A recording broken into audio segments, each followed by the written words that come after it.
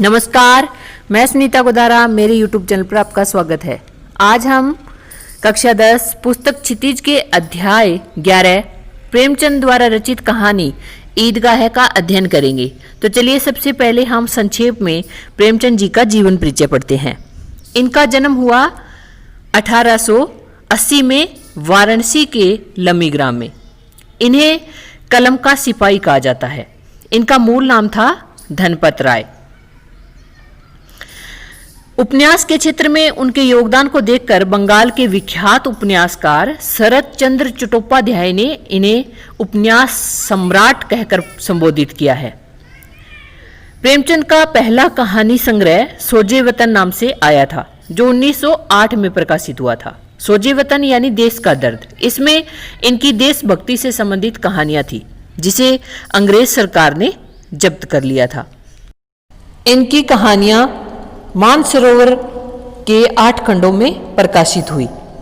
ईदगाह कहानी जो है वह बाल मनोविज्ञान पर आधारित कहानी है। इस कहानी में ग्रामीण मुस्लिम जीवन का चित्रण हुआ है। इस कहानी के माध्यम से प्रेमचंद ने शर्म के सौंदर्य एवं महत्व को उद्घाटित किया है। इसकी भाषा चित्रात्मक भाषा है। चलिए अब हम पढ़ते हैं पूरी कहानी। इससे पहले अगर आप मेरे चैनल पर नए हैं तो मेरे चैनल को सब्सक्राइब कर ले और बेल आइकन को प्रेस कर ले, ताकि आने वाला हर नोटिफिकेशन आप तक पहुंच सके। चलिए शुरू करते हैं।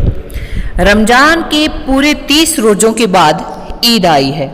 यानी ईद कब आती है? रमजान के 30 रोजे पूरे होने के बाद। कितना मनोहर, कितना सुहावना प्रभात है। वृक्षों पर कुछ अजीब हरियाली है, खेतों में कुछ अजीब रौनक है, आसमान पर कुछ अजीब लालिमा। आज का सूर्य देखो कितना प्यारा, कितना शीतल है, मानो संसार को ईद की बधाई दे रहा है। गांव में कितनी हलचल है। ईदगाह जाने की तैयारियां हो रही है। किसी के कुर्ते में बटन नहीं है, पड़ोस के घर में सुई धागा लेने दौड़ा जा रहा है। यहाँ पर ईद के दिन प्रभात में ईदगाह की जो तैयारियां हो रही है उसका वर्णन यहाँ लेखक कर रहा है। और ईद की बधाइयां देते हुए किसे कहा है? प्रातःकालीन सूर्य को कहा है। किसी के जूते कड़े हो गए हैं, उनमें तेल डालने के लिए तेली के घर भागा जाता है। जल्दी जल्दी बेलों को सानी पानी दे दे। ईदगाह से लौटते लौटते दोपहर हो जाएगी। 3 कोस का पैदल रास्ता, फिर सैकड़ों आदमियों से मिलना भेंटना, दोपहर के पहले लौटना असंभव। लड़के सबसे ज्यादा प्रसन्न हैं। किसी ने 1 रोजा रखा है, वह भी दोपहर तक, किसी ने वह भी नहीं। लेकिन ईदगाह जाने की खुशी उनके हिस्से की चीज है। रोजे बड़े बुड्ढों के लिए होंगे, इनके लिए तो ईद है। रोज ईद का नाम रटते थे, आज वह आ गई। अब जल्दी पड़ी है कि लोग ईदगाह क्यों नहीं चलते। इन्हें गृहस्थी की चिंताओं से क्या प्रयोजन। किनको? बच्चों को। यानी बच्चों को तो ईदगाह जाना है, मेले में घूमना है। सवैयों के लिए दूध और शक्कर घर में है या नहीं, इनकी बला से ये तो सवैयां खाएंगे। वह क्या जाने कि अब्बा जान क्यों बदहवास चौधरी कायम अली के घर दौड़े जा रहे हैं। उन्हें क्या खबर कि चौधरी आज आंख बदल ले तो यह सारी ईद मुहर्रम हो जाए। मुहर्रम एक मुसलमानों का शौक का त्यौहार होता है और ईद है वो खुशी का त्यौहार होता है। यानी इनको ईद जाने की खुशी है बच्चों को, लेकिन किस तरह से घर में सवैयां बनेगी और कहाँ से पैसे आएंगे, इससे इनका कोई लेना देना नहीं है। उनकी अपनी जेबों में तो कुबेर का धन भरा हुआ है। बार बार जेब से अपना खजाना निकाल कर गिनते हैं और खुश होकर फिर रख लेते हैं। महमूद गिनता है 1 2 10 12, उसके पास 12 पैसे हैं। मोहसिन के पास 1 2 3 8 9 15 पैसे हैं। इन्हीं अनगिनती पैसों में अनगिनती चीज लाएंगे, खिलौने, मिठाइयाँ, बिगुल, गेंद और न जाने क्या क्या। और सबसे ज्यादा प्रसन्न है हामिद। वह 4-5 साल का गरीब सूरत दुबला पतला लड़का, जिसका बाप गत वर्ष हेजे की भेंट हो गया। यानी पिता है वो हेजे से मर गई और माँ न जाने क्यों पीली होती होती एक दिन मर गई। किसी को पता न चला क्या बीमारी है। कहती भी तो कौन सुनने वाला था। दिल पर जो कुछ बीतती थी वह दिल में ही सहती थी, और जब न सहा गया तो संसार से विदा हो गई। अब हामिद अपनी बूढ़ी दादी अमीना की गोद में सोता है और उतना ही प्रसन्न है। उसके अब्बा जान रुपए कमाने गए हैं, बहुत सी थैलियां लेकर आएंगे। अम्मी जान अल्लाह मियाँ के घर से उसके लिए बड़ी अच्छी अच्छी चीजें लाने गई है, इसीलिए हामिद प्रसन्न है। यानी उसको नहीं पता कि उसका पिता और उसकी माँ कभी लौट कर नहीं आएंगे। उसको ऐसा लगता है जैसे अब्बा जान है वो तो पैसे कमाने गए हैं और माँ है वो अल्लाह मियाँ के घर से उसके लिए बहुत सारी चीजें लेकर आएगी। आशा तो बड़ी चीज है, और फिर बच्चों की आशा, उनकी कल्पना तो राई का पर्वत बना लेती है। हामिद के पांव में जूते नहीं हैं, सिर पर एक पुरानी धुरानी टोपी है जिसका गोटा काला पड़ गया है, फिर भी वह प्रसन्न है। जब उसके अब्बा जान थैलियां और अम्मी जान नियामतें लेकर आएगी तो वह दिल के अरमान निकाल लेगा। नियामतें का अर्थ होता है ईश्वर का दिया हुआ सुख वैभव। तब देखेगा महमूद, मोहसिन, नूरे, समी कहाँ से उतने पैसे निकालेंगे। अभागिन अमीना अपनी कोठरी में बैठी रो रही है।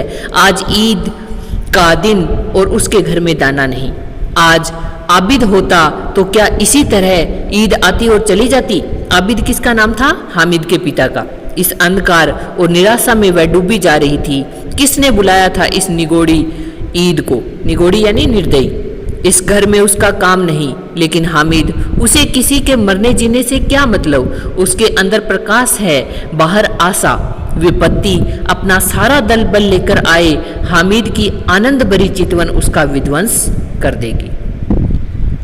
हामिद भीतर जाकर दादी से कहता है, तुम डरना नहीं अम्मा, मैं सबसे पहले आऊंगा, बिल्कुल नहीं डरना। अमीना का दिल कचोट रहा है। गांव के बच्चे अपने अपने बाप के साथ जा रहे हैं। हामिद का अमीना के सिवाय और कौन है? उसे कैसे अकेले में ले जाने दे? उस भीड़ भाड़ में बच्चा कहीं खो जाए तो क्या हो? नहीं, अमीना उसे यूं न जाने देगी। नन्ही सी जान, 3 कोस चलेगा कैसे? पैर में छाले पड़ जाएंगे, जूते भी तो नहीं हैं। वह थोड़ी थोड़ी दूर पर उसे गोद ले लेगी, लेकिन यहाँ सवैया कौन पकाएगा? पैसे होते तो लौटते लौटते सब सामग्री जमा करके चटपट बना लेती। यहाँ तो घंटों चीजें जमा करते लगेंगे, मांगे ही का तो भरोसा ठहरा। उस दिन फहीमन के कपड़े सिले थे, 8 आने पैसे मिले थे। उस अठन्नी को ईमान की तरह बचाती चली आती थी इसी ईद के लिए। लेकिन कल ग्वालन सिर पर सवार हो गई तो क्या करती? हामिद के लिए कुछ नहीं है तो 2 पैसे का दूध तो चाहिए ही। अब तो कुल 2 आने पैसे बच रहे हैं। 3 पैसे हामिद की जेब में है, 5 अमीना के बटुए में। यही तो बिसात है। और ईद का त्योहार अल्लाह ही बेड़ा पार लगाए। सभी को स्वेया चाहिए, थोड़ा किसी की आंखों नहीं लगता। किस किस से मुँह चुराएगी? और मुँह क्यों चुराए? साल भर का त्योहार है, जिंदगी खैरियत से रहे, उनकी तकदीर भी तो उसी के साथ है। बच्चे को खुदा सलामत रखे, ये दिन भी कट जाएंगे। यानी ये सब अमीना सोच रही है। गांव से मेला चला और बच्चों के साथ हामिद भी जा रहा था। कभी सब के सब दौड़कर आगे निकल जाते, फिर किसी के पेड़ के नीचे खड़े होकर साथ वालों का इंतजार करते। ये लोग क्यों इतना धीरे धीरे चल रहे हैं? यानी ये कौन सोच रहे हैं? बच्चे सोच रहे हैं। हामिद के पैरों में तो जैसे पर लग गए हैं। वह कभी थक सकता है। शहर का दामन आ गया। सड़क के दोनों ओर अमीरों के बगीचे हैं, पक्की 4 दीवारी बनी हुई है, पेड़ों में आम और लीचियां लगी हुई है। कभी कभी कोई लड़का कंकड़ी उठाकर आम पर निशाना लगाता है। माली अंदर से गाली देता हुआ निकलता है। लड़के वहां से 1 फरलांग पर हैं, यानी भाग जाते हैं, खूब हंस रहे हैं। माली को कैसे उल्लू बनाया है। बड़ी बड़ी इमारतें आने लगी। यह अदालत है, यह कॉलेज है, यह क्लब घर है। इतने बड़े कॉलेज में कितने लड़के पढ़ते होंगे? सब लड़के नहीं हैं जी, बड़े बड़े आदमी हैं सच। उनकी बड़ी बड़ी मूंछें हैं, इतने बड़े हो गए अभी तक पढ़ने जाते हैं। न जाने कब तक पढ़ेंगे और क्या करेंगे इतना पढ़कर। हामिद के मदरसे में 2-3 बड़े बड़े लड़के हैं। बिल्कुल 3 कौड़ी के, रोज मार खाते हैं, काम से जी चुराने वाले। इस जगह भी उसी तरह के लोग होंगे और क्या। क्लब घर में जादू होता है, सुना है यहाँ मुर्दे की खोपड़ियां दौड़ती हैं और बड़े बड़े तमाशे होते हैं, पर किसी को अंदर नहीं जाने देते। और यहाँ शाम को शाब लोग खेलते हैं, बड़े बड़े आदमी खेलते हैं, मूंछों दाढ़ी वाले, और मेमे भी खेलती है। सच, हमारी अम्मा को वह दे दो, क्या नाम है, बेट, तो उसे पकड़ ही न सके, घुमाते ही लुढ़क न जाए। यानी ये सब बातें कौन कर रहे हैं? वो बच्चे जो मेले में जा रहे हैं। महमूद ने कहा, हमारी अम्मी जान का तो हाथ कांपने लगे, अल्लाह कसम। मोहसिन बोला, अम्मी मनो आटा पीस डालती है, जरा सा बेट पकड़ लेगी तो हाथ कांपने लगे। सैकड़ों घड़े पानी रोज निकालती है, 5 घड़े तो मेरी भैंस पी जाती है। किसी मेम को 1 घड़ा पानी भरना पड़े तो आंखों तले अंधेरा आ जाए। महमूद, लेकिन दौड़ती तो नहीं, उछल कूद तो नहीं सकती। मोहसिन, हाँ उछल कूद नहीं सकती, लेकिन उस दिन मेरी गाय खुल गई थी और चौधरी के खेत में जा पड़ी थी तो अम्मा इतना तेज दौड़ी कि उन्हें न पा सका। सच।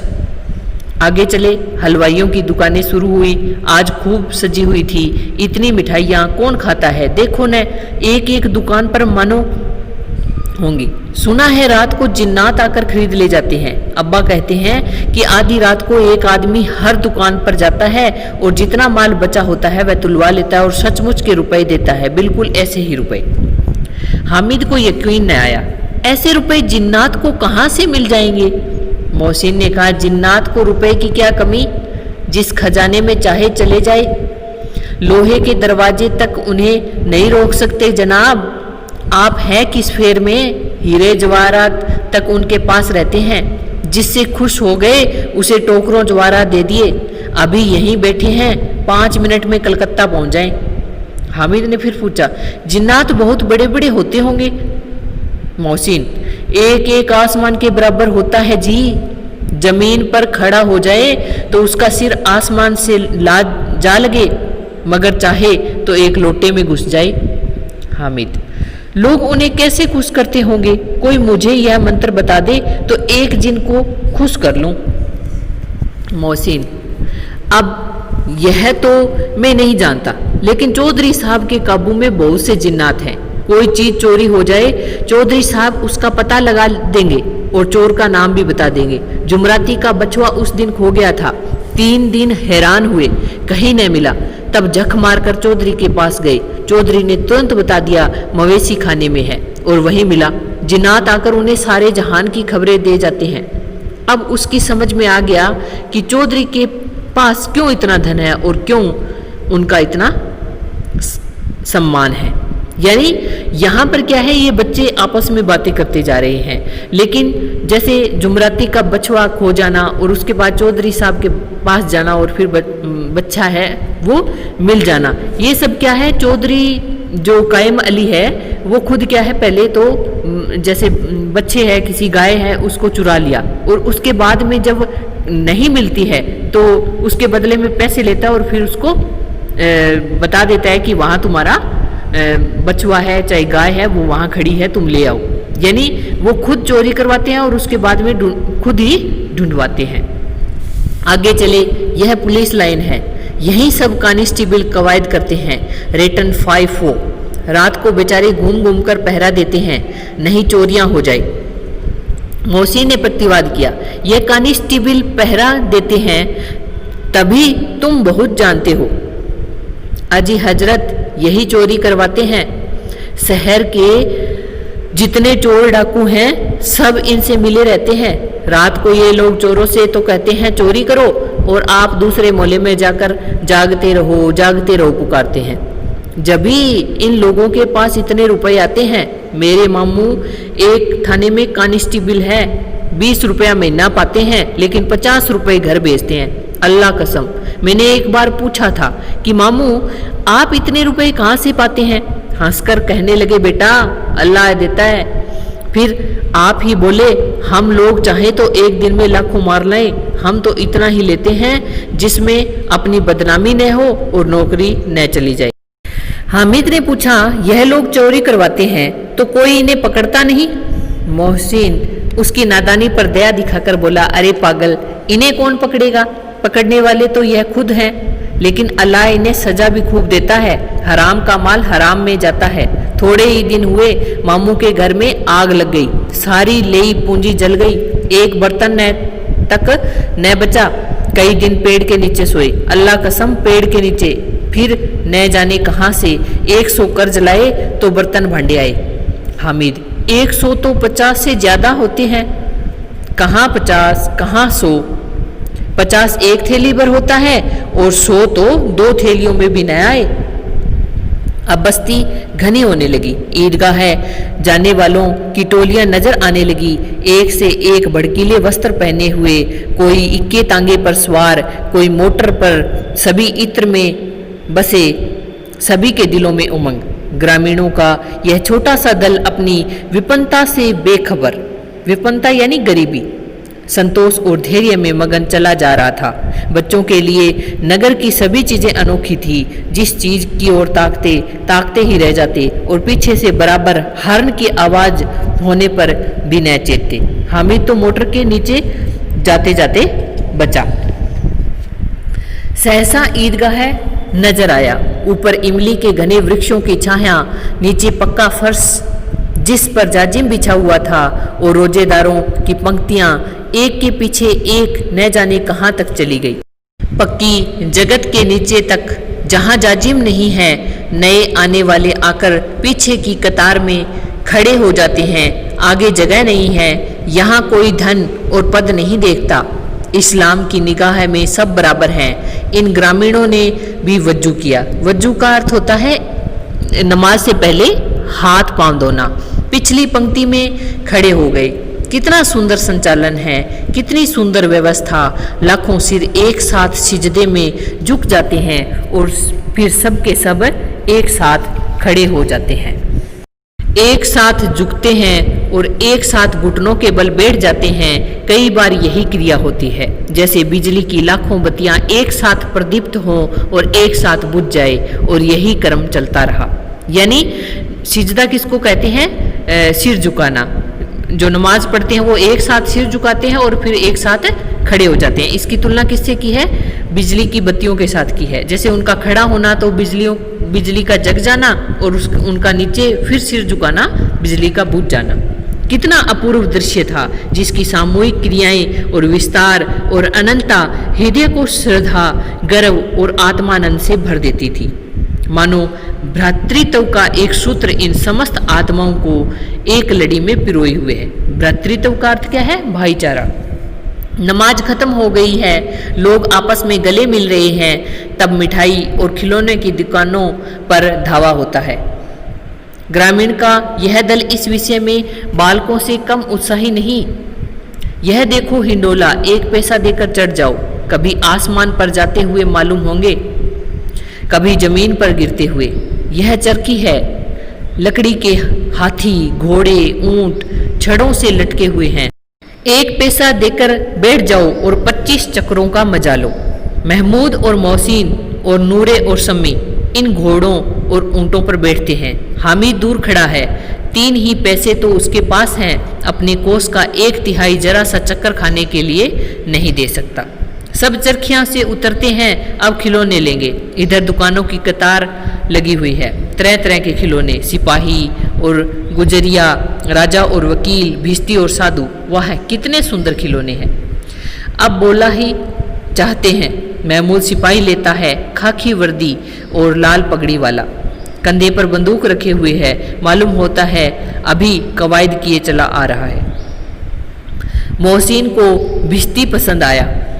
कवायद का अर्थ होता है परेड करना।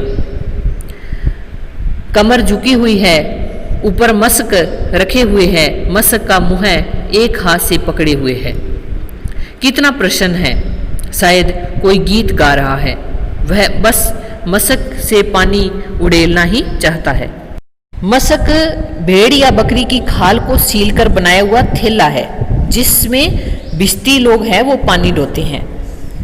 नूरे को वकील से प्रेम है, कैसी विद्वता है उसके मुख पर। काला चोगा, नीचे सफेद अचकन, अचकन के सामने की जेब में घड़ी, सुनहरी जंजीर, एक हाथ में कानून का पोथा लिए हुए मालूम होता है कभी किसी अदालत से जिरह या बहस किए चले आ रहे हैं। यह सब 2-2 पैसे के खिलौने हैं। हामिद के पास कुल 3 पैसे हैं। इतने महंगे खिलौने वह कैसे ले? खिलौना कहीं हाथ से छूट पड़े तो चूर चूर हो जाए, जरा पानी पड़े तो सारा रंग धुल जाए। ऐसे खिलौने लेकर वह क्या करेगा, किस काम के? यानी ये हामिद मन में सोचता है। मोहसिन कहता है, मेरा भिश्ती रोज पानी दे जाएगा सांझ सवेरे महमूद, और मेरा सिपाही घर का पहरा देगा। कोई चोर आएगा तो फौरन बंदूक से फेर कर देगा नूरे, और मेरा वकील खूब मुकदमा लड़ेगा। हामिद खिलौनों की निंदा करता है। मिट्टी ही के तो हैं, गिरे तो चकनाचूर हो जाए। लेकिन ललचाई हुई आंखों से खिलौनों को देख रहा है और चाहता है कि जरा देर के लिए उन्हें हाथ में ले सकता। उसके हाथ अनायास ही लपकते हैं, लेकिन लड़के इतने त्यागी नहीं होते हैं, विशेषकर जब अभी नया शौक है। हामिद ललचाता रह जाता है। खिलौनों के बाद मिठाइयाँ आती है। किसी ने रेवड़ियाँ ली, किसी ने गुलाब जामुन, किसी ने सोहन हलवा। मजे से खा रहे हैं। हामिद उनकी बिरादरी से पृथक है।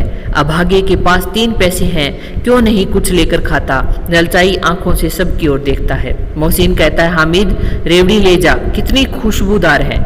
हामिद को संदेह हुआ, यह केवल क्रूर विनोद है, यानी विनोद यानी हंसी, यानी ये मुझे देंगे नहीं, ये सिर्फ मुझे ललचाने के लिए कह रहे हैं। मोहसिन इतना उदार नहीं है, लेकिन यह जानकर भी वह उसके पास जाता है। मोहसिन दोने से एक रेवड़ी निकालकर हामिद की ओर बढ़ाता है।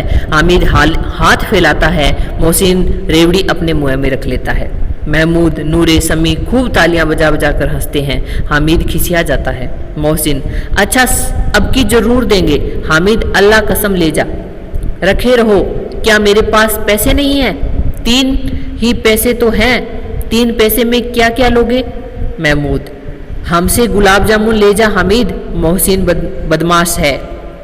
मिठाई कौन सी बड़ी नेमत है, किताब में इसकी कितनी बुराइयां लिखी है, लेकिन दिल में कह रहे होंगे कि मिले तो खा ले, अपने पैसे क्यों नहीं निकालते? महमूद, हम समझते हैं इसकी चालाकी। जब हमारे सारे पैसे खर्च हो जाएंगे तो हमें ललचा ललचा कर खाएगा। मिठाइयों के बाद कुछ दुकानें लोहे के चीजों की, कुछ गिलट और कुछ नकली गहनों की। लड़कों के लिए यहाँ कोई आकर्षण न था, वह सब आगे बढ़ जाते हैं। हामिद लोहे की दुकान पर रुक जाता है। कई चिमटे रखे हुए थे। उसे ख्याल आया, दादी के पास चिमटा नहीं है। तवे से रोटियां उतारती है तो हाथ जल जाता है। अगर वह चिमटा ले जाकर दादी को दे दे तो वह कितनी प्रसन्न होगी, फिर उनकी उंगलियां कभी न जलेगी। घर में एक काम की चीज हो जाएगी। खिलौनों से क्या फायदा है, व्यर्थ में पैसे खराब होते हैं। जरा देर ही तो खुशी होती है, फिर तो खिलौने को कोई आंख उठाकर नहीं देखता, या तो घर पहुंचते पहुंचते टूट फूट कर बराबर हो जाएंगे, या छोटे बच्चे जो मेले में नहीं आए हैं जिद करके ले लेंगे और तोड़ डालेंगे। चिमटा कितने काम की चीज है।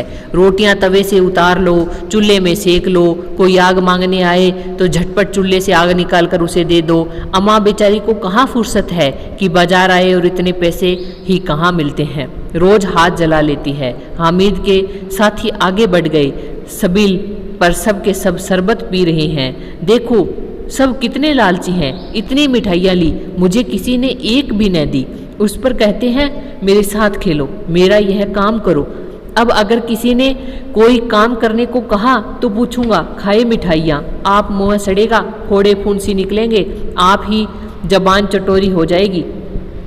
तब घर से पैसे चुराएंगे और माँ खाएंगे। किताब में झूठी बातें थोड़े ही लिखी है, मेरी जबान क्यों खराब होगी। अम्मा चिमटा देखकर ही दौड़कर मेरे हाथ से ले लेगी और कहेगी मेरा बच्चा अम्मा के लिए चिमटा लाया है, हजारों दुआएं देगी। फिर पड़ोस की औरतों को दिखाएगी, सारे गांव में चर्चा होने लगेगी, हामिद चिमटा लाया है, कितना अच्छा लड़का है।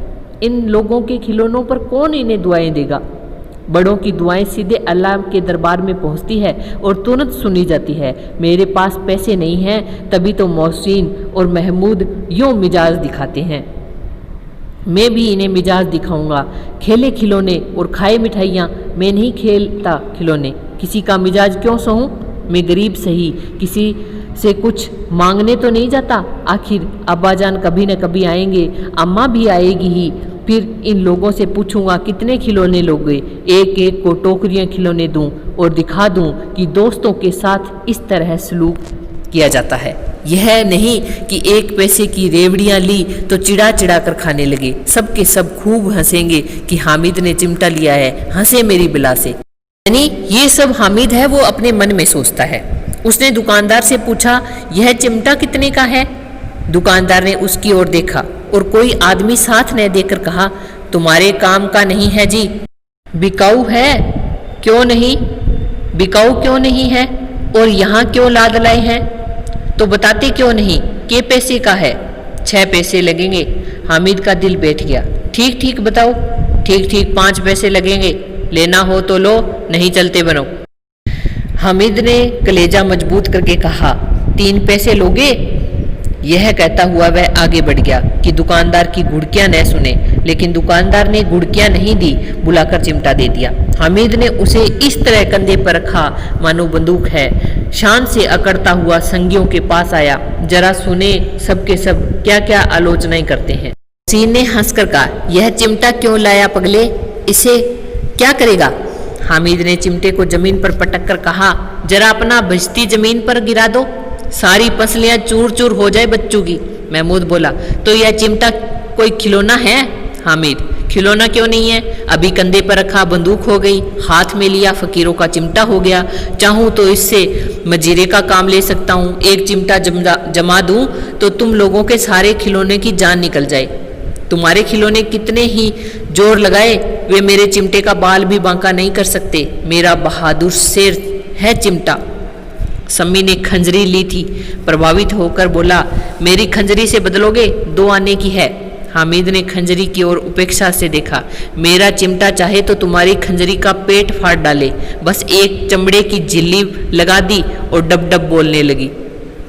जरा सा पानी लग जाए तो खत्म हो जाए। मेरा बहादुर चिमटा आग में, पानी में, तूफान में बराबर डटा खड़ा रहेगा। चिमटे ने सभी को मोहित कर लिया, लेकिन अब पैसे किसके पास धरे हैं? फिर मेले से दूर निकल आए हैं। 9 कब के बज गई, धूप तेज हो रही है, घर पहुंचने की जल्दी हो रही है। बाप से जिद भी करे तो चिमटा नहीं मिल सकता। हामिद है बड़ा चालाक, इसीलिए बदमाश ने अपने पैसे बचा कर रखे थे।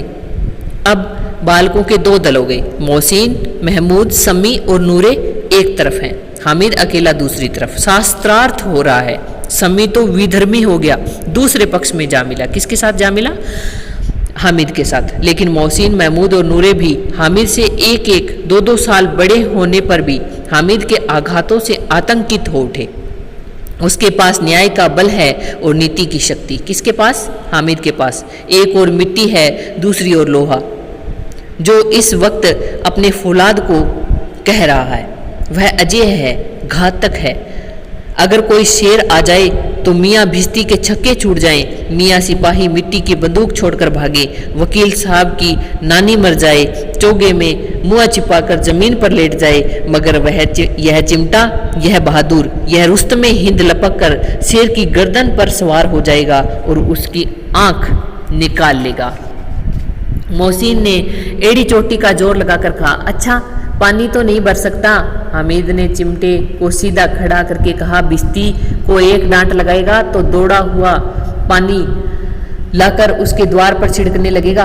पर महमूद ने कुमुक पहुंचाई, अगर बच्चू पकड़ा जाए तो अदालत में बंधे बंधे फिरेंगे, तब तो वकील साहब के पैरों पड़ेंगे। हामिद इस प्रबल तर्क का जवाब न दे सका। उसने पूछा, हमें पकड़ने कौन आएगा? नूरे ने अकड़ कर कहा, यह सिपाही बंदूक वाला। हामिद ने मुंह चिढ़ाकर कहा, यह बेचारे हम बहादुर रुस्तमे हिंद को पकड़ेंगे। अच्छा लाओ, अभी जरा कुश्ती हो जाए, इसकी सूरत देखकर दूर से भागेंगे। पकड़ेंगे क्या बेचारे? मोहसिन को एक नई चोट सूझ गई। तुम्हारे चिमटे का मुँह रोज आग में जलेगा। उसने समझा था कि हामिद लाजवाब हो जाएगा, लेकिन यह बात न हुई। हामिद ने तुरंत जवाब दिया, आग में बहादुर ही कूदते हैं जनाब। तुम्हारे यह वकील, सिपाही और भिश्ती लोंडियों की तरह घर में घुस जाएंगे। आग में कूदना वह काम है जो यह रुस्तमे हिंद ही कर सकता है। महमूद ने एक जोर लगाया। वकील साहब कुर्सी मेज पर बैठेंगे, तुम्हारा चिमटा तो बावर्ची खाने में जमीन पर पड़ा रहेगा। इस तर्क ने सम्मी और नूरे को भी सजीव कर दिया। कितने ठिकाने की बात कही है पट्टे ने। चिमटा बावर्ची खाने में पड़े रहने के सिवाय और क्या कर सकता है। हामिद को कोई फड़कता हुआ जवाब न सूझा तो उसने धांधली शुरू की। मेरा चिमटा बावर्ची खाने में नहीं रहेगा। वकील साहब कुर्सी पर बैठेंगे तो जाकर उन्हें जमीन पर पटक देगा और उनका कानून उनके पेट में डाल देगा। बात कुछ बनी नहीं, खासी गाली गलौज थी। कानून को पेट में डालने वाली बात छा गई, ऐसी छा गई कि तीनों सुरमा मुँह ताकते रह गए, मानो कोई ढेलचा कनकुआ किसी गंडे वाले कनकोए को काट गया हो। कानून मुंह से बाहर निकालने वाली चीज होती है और उसको पेट के अंदर डाल दिया जाना बेतुक किसी बात होने पर भी कुछ नयापन रखती है। हामिद ने मैदान मार लिया। उसका चिमटा रुस्तमे हिंद है। अब इसमें मोहसिन, महमूद, नूरे, सम्मी किसी को भी आपत्ति नहीं हो सकती। विजेता को हारने वालों से जो सत्कार मिलना स्वाभाविक है वहां हामिद को भी मिला। औरों ने 3-3, 4-4 आने पैसे खर्च किए पर कोई काम की चीज न ले सके। हामिद ने 3 पैसे में रंग जमा दिया। सच ही तो है, खिलौनों का क्या भरोसा, टूट फूट जाएंगे। हामिद का चिमटा तो बना रहेगा बरसों। संधि की शर्तें तय होने लगी। मोहसिन ने कहा, जरा अपना चिमटा दो, हम भी देखें। तुम हमारा बिस्ती लेकर देखो। महमूद और नूरे ने भी अपने अपने खिलौने पेश किए। हामिद को इन शर्तों के मानने में कोई आपत्ति न थी। चिमटा बारी बारी से सबके हाथ में गया और उनके खिलौने बारी बारी से हामिद के हाथ में आए। कितने खूबसूरत खिलौने हैं। हामिद ने हारने वालों के आंसू पोंछे। मैं तुम्हें चिढ़ा रहा था, सच। यह चिमटा भला इन खिलौनों की क्या बराबरी करेगा। मालूम होता है अब बोले। लेकिन मोहसिन की पार्टी को इस दिलासे से संतोष नहीं हुआ। चिमटे का सिक्का खूब बैठ गया। चिपका हुआ टिकट अब पानी से नहीं छूट रहा है। यानी हामिद ने कहा कि मेरा चिमटा आपके खिलौनों की बराबरी नहीं कर सकता। खिलौनों को देखकर तो ऐसा लगता है जैसे अभी बोल उठेंगे। मोहसिन, लेकिन इन खिलौनों के लिए कोई हमें दुआ तो न देगा। महमूद, दुआ के लिए फिरते हो, उल्टे मार न पड़े। अम्मा जरूर कहेगी कि मेले में यही मिट्टी के खिलौने तुम्हें मिले। हामिद को स्वीकार करना पड़ा कि खिलौनों को देखकर किसी की माँ इतनी खुश न होगी जितनी दादी चिमटे को देखकर होगी। 3 पैसों ही में तो उसे सब कुछ करना था और उन पैसों के इस उपयोग पर पछतावे की बिल्कुल जरूरत न थी। फिर अब तो चिमटा रुस्तमे हिंद है और सभी खिलौनों का बादशाह है। रास्ते में महमूद को भूख लगी। उसके बाप ने केले खाने को दिए। महमूद ने केवल हामिद को सांझी बनाया। उसके अन्य मित्र मुँह ताकते रह गए। यह उस चिमटे का प्रसाद था। यानी महमूद फिर हामिद का दोस्त बन गया और उसको केला खिलाया। 11 बजे गांव में हलचल मच गई। मेले वाले आ गए। मोहसिन की छोटी बहन ने दौड़कर बिस्ती उसके हाथ से ले लिया और मारे खुशी के जो उछली तो मियाँ बिस्ती नीचे आ गए और सुरलोक सिधारे। इस पर भाई बहन में मारपीट हुई। दोनों खूब रोए। उनकी अम्मा यह शोर सुनकर बिगड़ी और दोनों को ऊपर से 2-2 चांटे और लगाए। मियाँ नूरे के वकील का अंत उनके प्रतिष्ठा अनुकूल इससे ज्यादा गौरव में था। वकील जमीन पर या ताक पर तो नहीं बैठ सकता, उसकी मर्यादा का विचार तो रखना ही था। दीवार में 2 खूंटियां गाड़ी गई, उन पर लकड़ी का एक पटरा रखा गया। पटरे पर कागज का कालीन बिछाया गया। वकील साहब राजा भोज की भांति सिंहासन पर बिराजे। नूरे ने उन्हें पंखा झलना शुरू किया।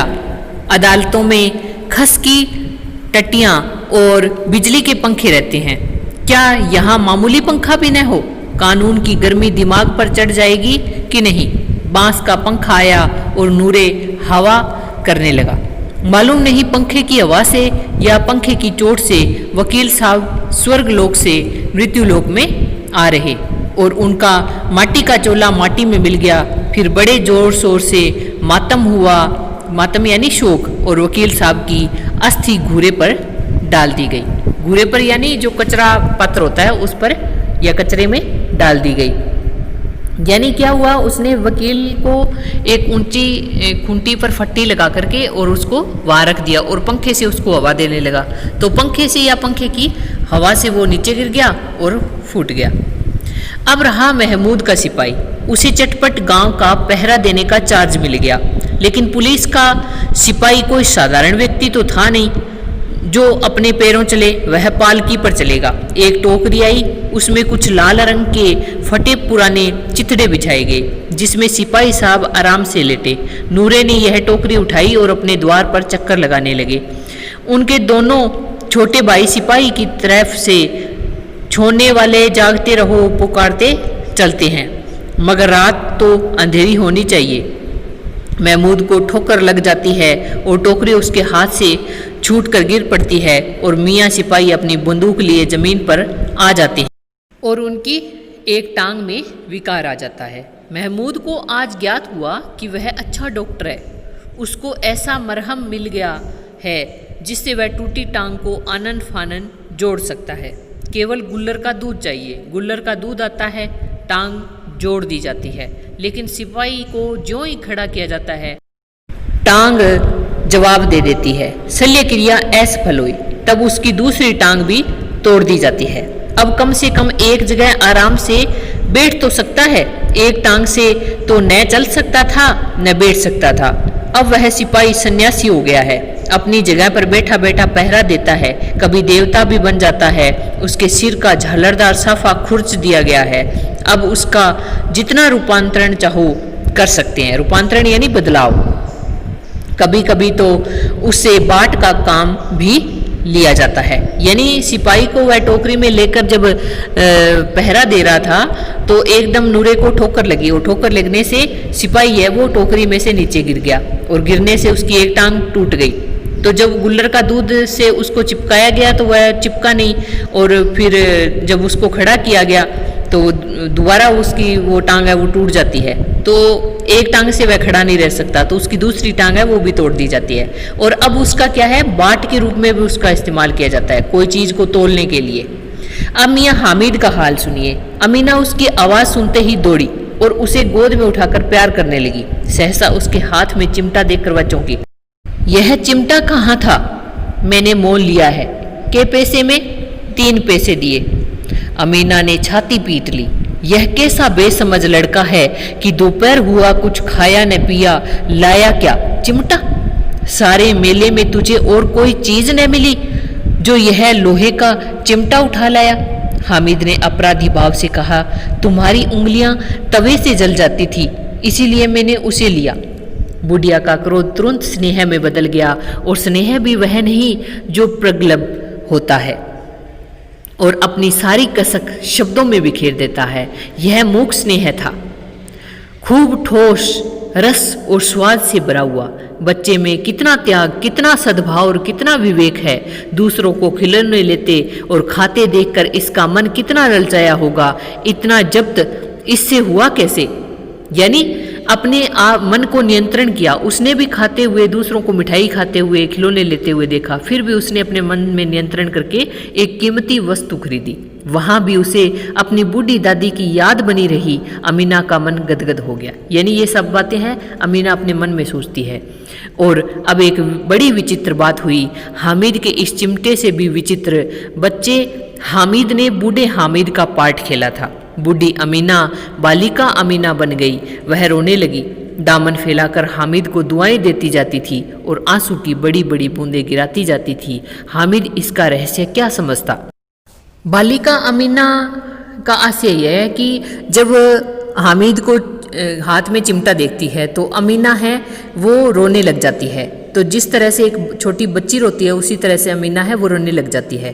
तो हामिद है वो एक बूढ़े की तरह, जैसे एक बूढ़ा और समझदार व्यक्ति होता है उसी तरह बैठा रहता है और वो अपनी दादी को रोते हुए देखता है। और हामिद है वो उस रहस्य को समझ नहीं पाता है कि ये दादी है वो क्यों रो रही है। तो आशा करती हूँ कि आपको ये वीडियो अच्छी लगी होगी। अगर अच्छी लगी है तो मेरे चैनल को सब्सक्राइब करें, लाइक करें और शेयर करना ना भूलें। Thank you.